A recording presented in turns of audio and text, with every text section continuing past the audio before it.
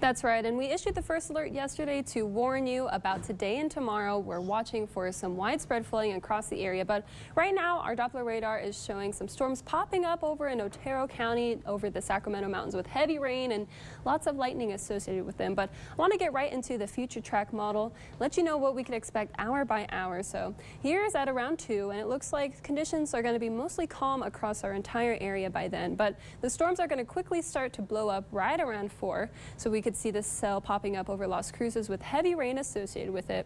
Now by 5, these storms are going to intensify, and we could even see the pink color on the map, and that could either mean very heavy rain or maybe even a chance for some hail. Now we're thinking it's going to be some small hail if we do see hail, but we can't outrule it. Now these storms are going to continue throughout the next several hours. By 7, once again, Las Cruces getting hit, El Paso County even starting to get in on the action. These storms are going to be moving from the south to the north.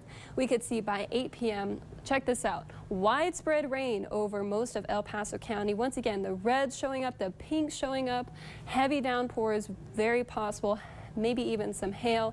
Now these storms are going to persist through the next several hours. Friday from 8 to 10, El Paso County could be getting hit very hard. And once again, these storms are going to let out several inches of rain in a short amount of time. We are expecting flooding across the area, primarily looking to our eastern portions, but we can't outrule it for our western portions of El Paso. Now, by the overnight hours on Saturday, we're going to see still some widespread rain, but overall a bit less in the intensity. So Saturday morning could be tracking a lingering shower or 2, but once again, Saturday afternoon into the early evening, we're going to see more storms move from their south to the north with heavy pockets of rain associated with them, and we're going to be closely monitoring the flooding potential throughout today and tomorrow. Now here's a run of our future track model for rainfall totals. Check this out. This is Sunday by noontime, and they're predicting almost an inch here in El Paso. Now once again, storms are they're going to drop off their rain in localized areas, so we could be seeing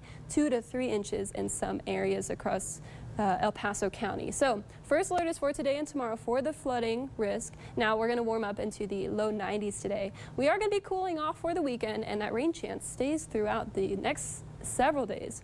And by the work week, we're going to be a little bit warmer by then. Stick with us. We'll be right back.